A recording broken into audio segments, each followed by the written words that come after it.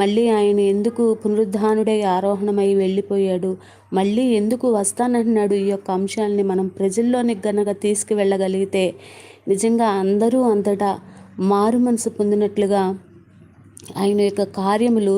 మరి జరిగించేటటువంటి దేవుడుగా ఉన్నాడు. మరి కేకులు పంచుకోవడము, కేకులు తినడము, సందడి సందడని అట్లా చెప్పుకోకుండా నిజముగా మనము ఆయన యొక్క వాక్యాన్ని ప్రజల్లోనికి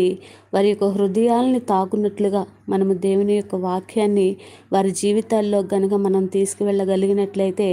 అనేక మంది వారి పాపముల నుండి, శాపముల నుండి,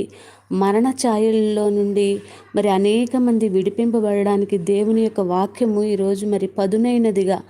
అనేక మందిని మరి వాళ్ళ హృదయాల్లోనికి దూసుకు వెళ్ళినట్లుగా